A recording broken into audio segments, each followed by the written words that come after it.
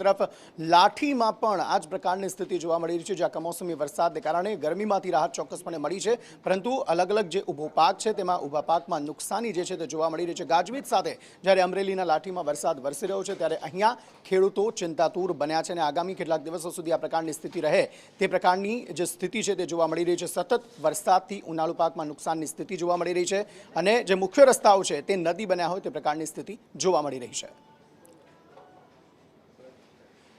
સંવાદદાતા પ્રદીપ ઠક્કર આ અંગે વધુ માહિતી આપી રહ્યા છે। જી પ્રદીપ।